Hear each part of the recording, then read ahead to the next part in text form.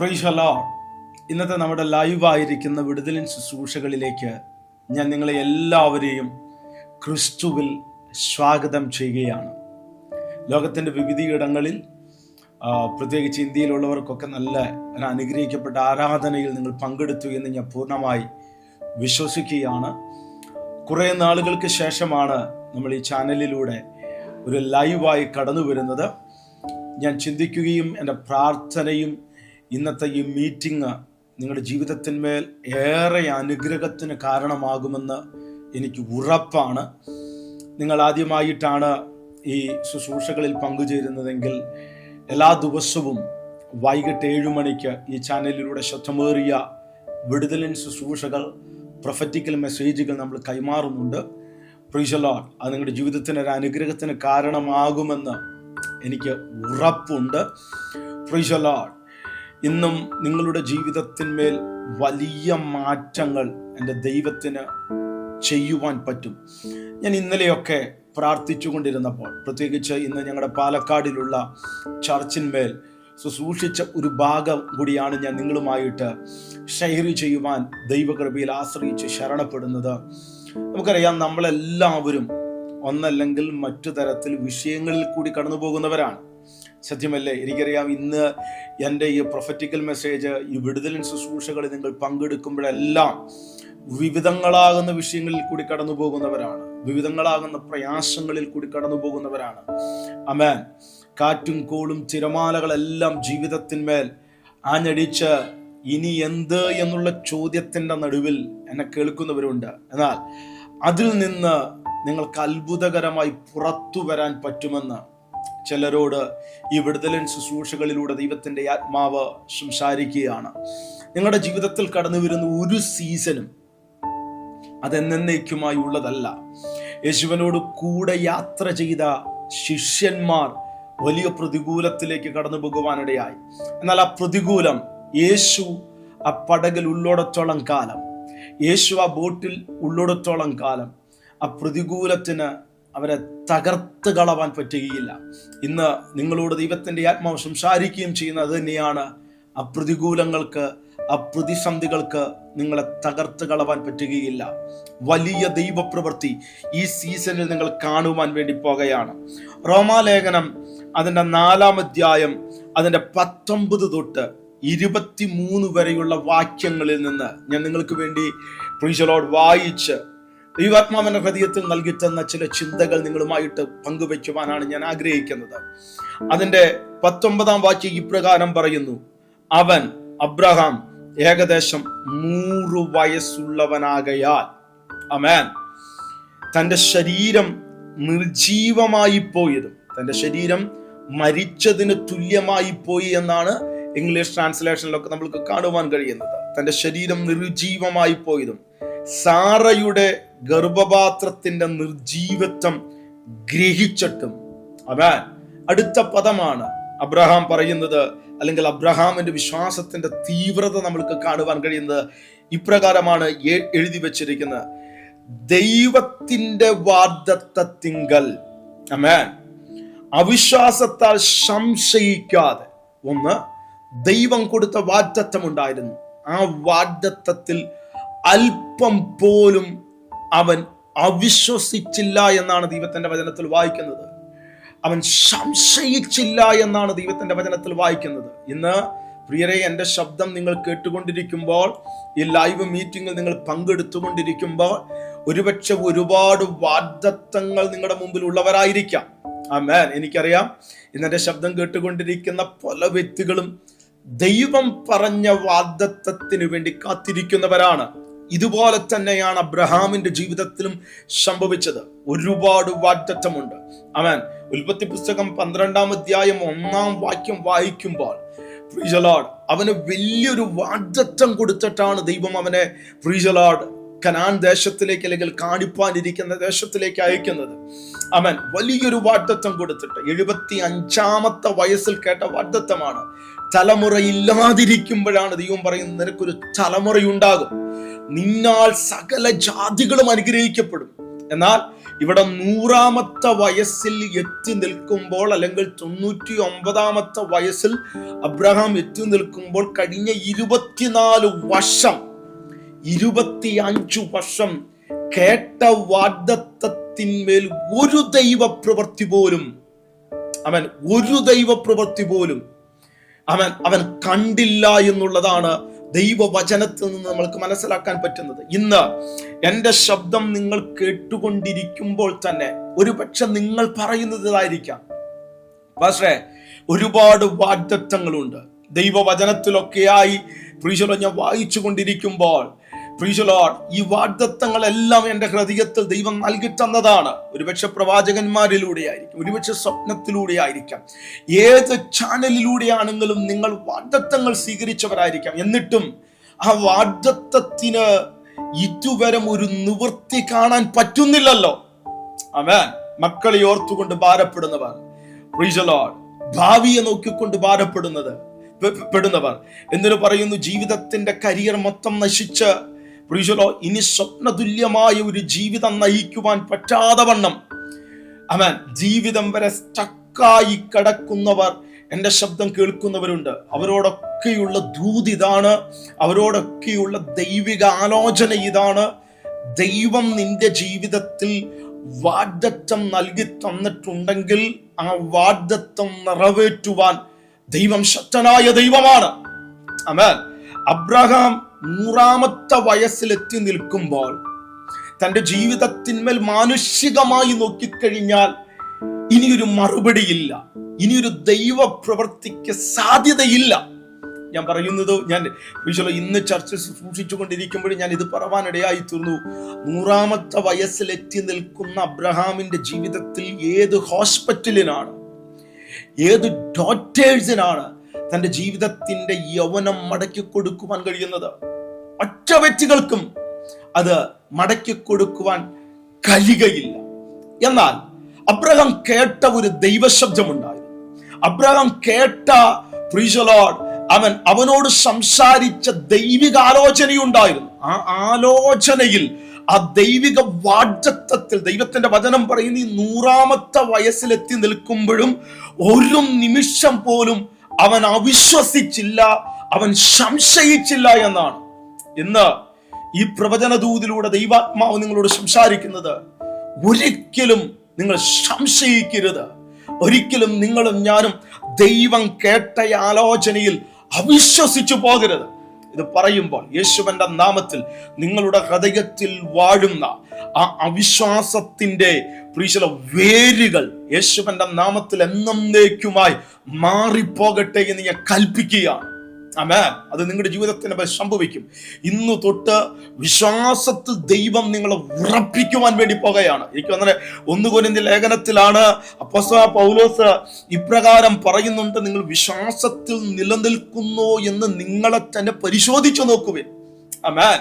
യേശുവിന്റെ അധികാരം പ്രാപിച്ച നാമത്തിൽ ഈ മീറ്റിംഗിന്റെ മേൽ വിശ്വാസത്തിന്റെ വേരുകൾ മുറിയട്ടെ. പുതുക്കം പ്രാപിച്ചുകൊണ്ട് പുതിയ ലക്ഷ്യത്തോടെ പുതിയ ഉറപ്പോടുകൂടി ഇന്ന് നിങ്ങൾക്ക് മുന്നോട്ട് പോകുവാനുള്ള ദൈവശക്തി ദൈവം നൽകി തരികയാണ്. ആമേൻ. അവിടെ പറയുന്ന പ്രകാരമാണ്, ദൈവത്തിന്റെ വാഗ്ദത്തത്തിങ്കൽ അവിശ്വാസത്താൽ സംശയിക്കാതെ വിശ്വാസത്തിൽ ശക്തിപ്പെട്ടു. ആമേൻ. അടുത്ത പദം, അവൻ ദൈവത്തിന് മഹത്വം കൊടുത്തു. ആ പദം വളരെ ഇമ്പോർട്ടന്റ് ആണ്. ആമേൻ. പല വിഷയങ്ങളിൽ നിന്നും, പല പ്രതികൂലങ്ങളിൽ നിന്നും, പല ഈ കുടുക്കുകളിൽ നിന്നും നിങ്ങൾക്ക് പുറത്തു വരണമെങ്കിൽ, ആമേൻ, എനിക്ക് നിങ്ങളോടുള്ള ആലോചന ഇതാണ്, ദൈവിക ദൂത് ഇതാണ്. അവിടെ നിങ്ങൾ സംശയിക്കുകയല്ല വേണ്ടത്, അവിടെ നിങ്ങൾ കരഞ്ഞുകൊണ്ടിരിക്കുകയല്ല വേണ്ടത്. ആ വലിയ വിഷയത്തിന്റെ നടുവിലുണ്ടല്ലോ, ആർക്കും പ്രവർത്തിക്കാൻ പറ്റാത്ത രീതിയിലുള്ള ഈ അബ്രഹാമിന്റെ ജീവിതത്തെ പോലെയൊക്കെ അവൻ 25 വർഷം വാഗ്ദത്തം കേട്ട് വാഗ്ദത്തത്തിന് വേണ്ടി കാത്തിരുന്ന് അവസാനം തന്റെ ശരീരം നോക്കുമ്പോൾ മരിച്ചതിന് തുല്യമാണ്. ഇങ്ങനെയുള്ള വിഷയമുണ്ടല്ലോ, ഇതിന്റെ നടുവിൽ നിങ്ങളും ഞാനും കരകയല്ല വേണ്ടത്. ആമേൻ. ദൈവത്തിന്റെ വചനം പറയുന്നത് പോലെ അതൊരു വലിയൊരു കീ ആണ്. ആ പ്രതികൂലത്തിന്റെ നടുവിൽ നിന്നുകൊണ്ട് അവൻ ദൈവത്തിന് മഹത്വം കൊടുക്കുവാനിടയായി. അവൻ വേറെ അർത്ഥത്തിൽ പറഞ്ഞ അവൻ ദൈവത്തെ സ്തുതിക്കുവാനിടയായി.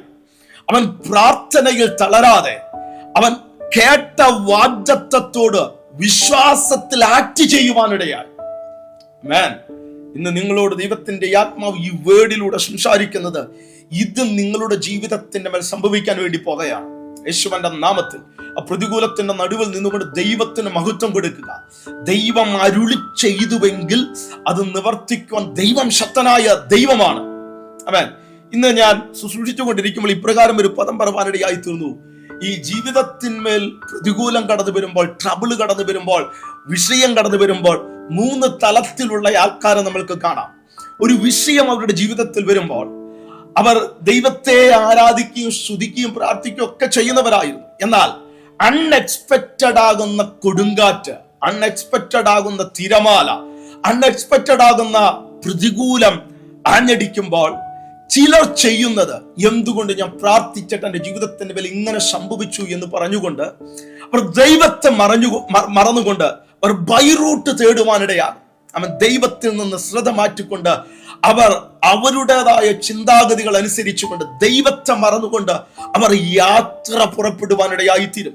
ആമേൻ. ഇതൊരു അപകടകരമാകുന്ന ഒരു ഭാഗമാണ്. ഇന്ന് ഏതെങ്കിലും മേഖലകളിൽ നിങ്ങൾ നിങ്ങളുടെ യാത്രയിൽ ദൈവമായിട്ടുള്ള ബന്ധത്തിൽ പ്രതികൂലം കടന്നു വന്നപ്പോൾ, പ്രയാസങ്ങൾ കടന്നു വന്നപ്പോൾ, ഞെരുക്കങ്ങൾ കടന്നു വന്നപ്പോൾ, അൺഎക്സ്പെക്റ്റഡ് ആകുന്ന തിരമാലകൾ കടന്നു വന്നപ്പോൾ, ഹല്ലേലൂയ, ആമേൻ, ആ തിരമാലകൾ നിമിത്തം അല്ലെങ്കിൽ ആ പ്രതികൂലങ്ങൾ നിമിത്തം ദൈവത്തെ മുഖത്തേക്ക് നോക്കാതെ, ദൈവത്തിന്റെ മുഖത്തേക്ക് നോക്കാതെ ദൈവത്തിൽ നിന്ന് മാറിപ്പോയിട്ടുണ്ടെങ്കിൽ, ഇന്ന് ഈ വചനത്തിലൂടെ ദൈവത്തിന്റെ ആത്മാവ് നിങ്ങളോട് സംസാരിക്കുന്നത് ദൈവത്തിന്റെ അടുക്കലേക്ക് മടങ്ങി വരിക. ആമേൻ. ചില വ്യക്തികൾ പ്രതികൂലങ്ങൾ കടന്നു വരുമ്പോൾ, ഒരു വിഷയം കടന്നു വരുമ്പോൾ, ഒരു രോഗം കടന്നു വന്നപ്പോൾ പ്രാർത്ഥിച്ചിട്ട് ഒന്നും നടക്കുന്നില്ലെന്ന് പറഞ്ഞുകൊണ്ട് ദൈവത്തെ വിട്ടേച്ചു പോകുന്ന പലരുണ്ട്. രണ്ടാമത്തെ ഗ്രൂപ്പ് എന്ന് പറയുന്നത് ഈ പ്രതികൂലങ്ങളുടെ നടുവിൽ അവർ ദൈവത്തെ സേവിക്കും, അവർ ദൈവത്തെ ആരാധിക്കും, എല്ലാ മീറ്റിങ്ങുകളിലും അവരുണ്ടാകും. എന്നാൽ അവർ ദൈവത്തെ സേവിക്കുന്നതിനോടനുബന്ധിച്ച് അവർ പിറുപിറുക്കും. ഇത് തന്നെയാണ് ഇസ്രായേൽ മക്കളുടെ ജീവിതത്തിൽ നമ്മൾക്ക് കാണുവാൻ കഴിയുന്നത്. ദൈവം അതിശയകരമായാണ് ദൈവം അവരെ വിടുവിച്ചത്. ആമേൻ. അന്ന് കാലഘട്ടത്തിലെ സുപ്രീം പവർ എന്നറിയപ്പെടുന്ന ഈജിപ്തിന്റെ നടുവിൽ നിന്നുകൊണ്ട് വിക്കനായ മോശയെ വെച്ചുകൊണ്ട് അത്ഭുതകരമാകുന്ന വിടുതലുകൾ നൽകിക്കൊടുത്ത് കനാൻ ദേശത്തിലേക്ക് കടന്നു വരുമ്പോൾ, ഓരോ പ്രതികൂലം അവരുടെ മുമ്പിൽ വരുമ്പോഴും, ഓരോ വെല്ലുവിളികളും അവരുടെ മുമ്പിൽ വരുമ്പോഴും അവരെന്ത് ചെയ്തു എന്നറിയാമോ? അവർ പിറുപിറുത്തു. അവർ പിറുപിറുത്തു. എനിക്ക് തോന്നുന്ന സങ്കീർത്തന പുസ്തകത്തിൽ, അപ്പോസ്തല പ്രവൃത്തിയുടെ പുസ്തകത്തിലൊക്കെ നമ്മൾക്ക് കാണുവാൻ കഴിയുന്ന 40 ആണ്ട് ആ തലമുറയോട് എനിക്ക് നീരസമുണ്ടായിരുന്നു എന്നാണ് ദൈവത്തിന്റെ വചനത്തിൽ വായിക്കുന്നത്. ആമേൻ. അത്ഭുത പ്രവൃത്തികൾ കണ്ടിട്ടും ദൈവത്തെ അവരുടെ വ്യക്തിപരമായ ജീവിതത്തിൽ നിന്ന് എക്സ്പീരിയൻസ് ചെയ്തിട്ടും ആമേൻ, ദൈവത്തെ തള്ളിക്കളഞ്ഞതുകൊണ്ട് അല്ലെങ്കിൽ ദൈവത്തിന് വേണ്ട മഹത്വം കൊടുക്കാത്തത് കാരണത്താൽ എനിക്ക് ആ തലമുറയോട് നീരസം ഉണ്ടായിരുന്നു. വേറൊരു ഭാഗത്ത് പറയുന്നത് ഞാൻ ആ തലമുറയെ സഹിക്കുകയായിരുന്നു. ആമേൻ. സംഭവിച്ച എന്താണെന്ന് അറിയാമോ? ഈ പിറുപുറത്ത ജനമൊന്നും, ആമേൻ, ഹല്ലേലൂയ, അവർ കനാൻ ദേശത്തിലേക്ക് കടന്നുപോയില്ല. അല്ലെങ്കിൽ ദൈവ പ്രവൃത്തികൾ ഒരു തലമുറ മൊത്തം ദൈവപ്രവൃത്തിയെ കാണാൻ പറ്റിയില്ല.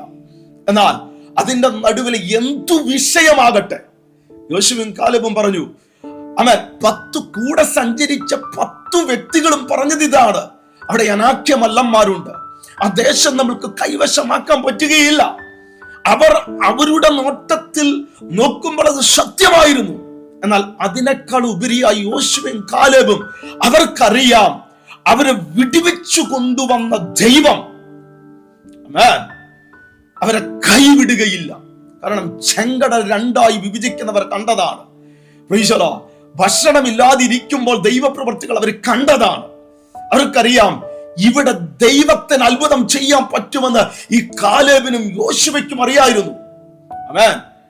10 ബാധ കടന്നു വന്നപ്പോഴും 10 ബാധകളുടെ നടുവിലും ആധിപത്യം ഉണ്ടായിരുന്ന ഇസ്രായേൽ ജനത്തിനായിരുന്നു. അവർ കണ്ടതാണ്. നിങ്ങൾക്ക് പ്രയർ പോയിന്റുകൾ നിങ്ങളുടെ കമന്റ് സെക്ഷനിൽ നിങ്ങൾക്ക് എഴുതി അറിയിക്കാം. ഞാൻ നിങ്ങളെ ഓർത്ത് പ്രാർത്ഥിക്കുന്നതായിരിക്കും. ഒരു വലിയ സീസണിന് വേണ്ടി ദൈവം ചിലരെ ഒരുക്കുകയാണെന്ന് ഈ ലൈവ് സെഷനിൽ ദൈവത്തിന്റെ ആത്മാവ് സംസാരിക്കുകയാണ്. ദൈവത്തിന് ചെയ്യാൻ പറ്റും, ദൈവത്തിന് മാറ്റാൻ പറ്റും. എന്നാൽ 2 വ്യക്തികൾ പിറുപിറുക്കിയല്ല ചെയ്തത്, അവർ അടിയുറച്ചു വിശ്വസിച്ചു. ഇന്ന് ഈ ലൈവ് സെഷനിൽ ദൈവത്തിന്റെ ആത്മാവ് പറയുന്നത് അടിയുറച്ചു വിശ്വസിക്കുക, അടിയുറച്ചു വിശ്വസിക്കുക. ഒരിക്കലും നിങ്ങൾ പതറിപ്പോകരുത്, ഒരിക്കലും നിങ്ങൾ തകർന്നു പോകരുത്. Praise the Lord. നിന്നെ വിളിച്ച ദൈവം വിശ്വസ്തനാണ്. ആ ദൈവത്തിന് നിന്നെ ഈ പ്രതികൂലത്തിൽ നിന്ന്, നിങ്ങൾ കടന്നുപോയിക്കൊണ്ടിരിക്കുന്ന ആ പ്രതിസന്ധിയിൽ നിന്ന് അത്ഭുതകരമായി വിടുവിക്കാൻ പറ്റും. ആമേൻ. 3ാമത്തെ കൂട്ടർ എന്ന് പറയുന്നത് എന്തു വന്നാലും, എത്ര വിഷയം കടന്നു വന്നാലും അവർ പതറില്ല. അവർ ദൈവമുഖത്തേക്ക് തന്നെ നോക്കും.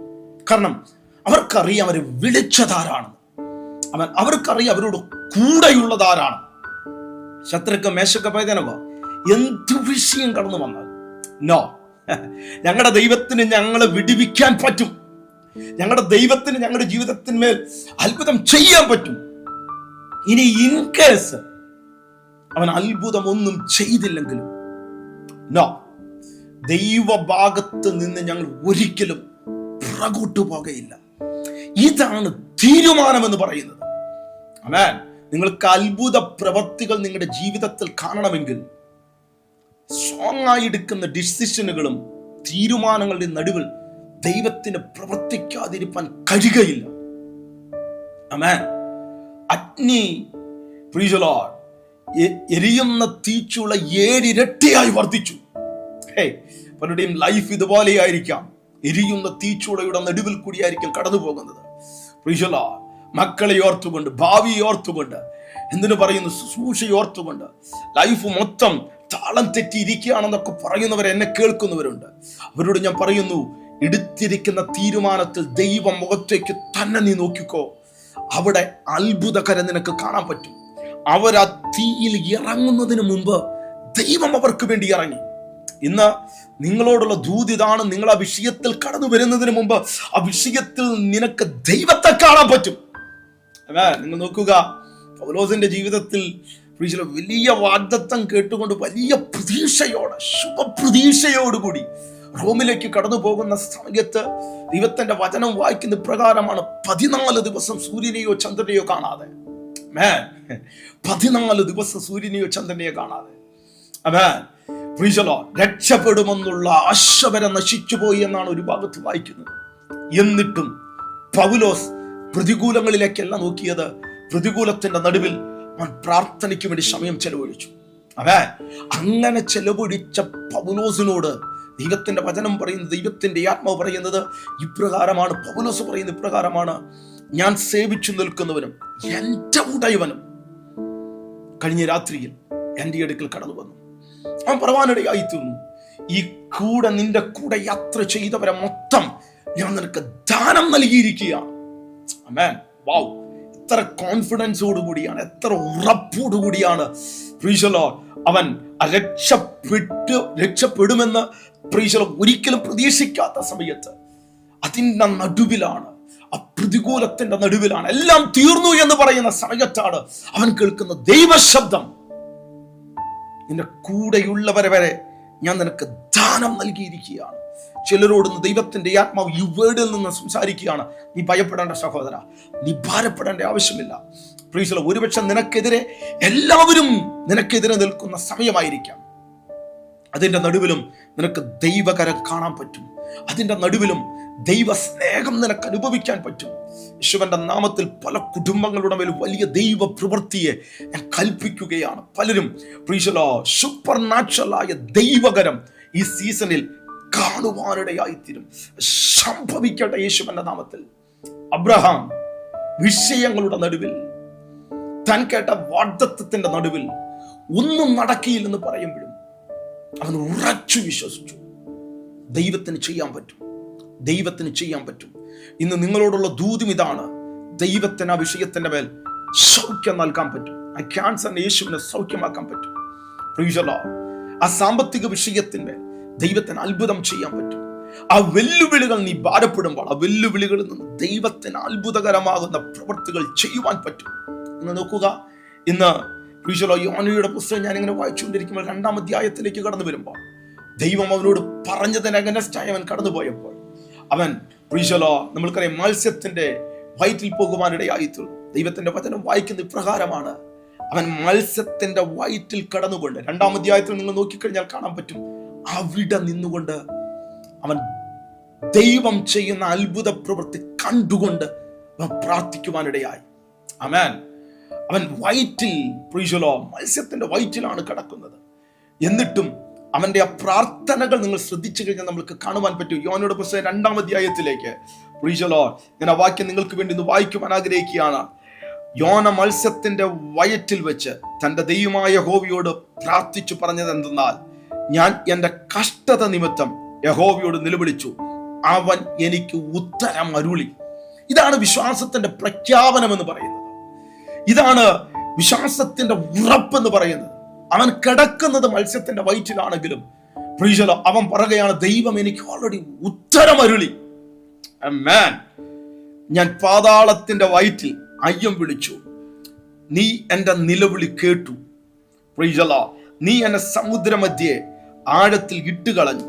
അതിന്റെ അവസാന ഭാഗം വരുമ്പോൾ നമുക്ക് കാണുവാൻ കഴിയുന്ന ഇപ്രകാരമാണ്, യഹോവ മത്സ്യത്തോട് കൽപ്പിച്ചിട്ട് അത് യോനയെ കരയ്ക്ക് ഛർദിച്ചു കളവാനിടയായി തീർന്നു. ഇതെവിടെ വെച്ചാ പ്രാർത്ഥിക്കുന്നതെന്ന് അറിയാമോ? മത്സ്യത്തിന്റെ വയറ്റിൽ വെച്ച്.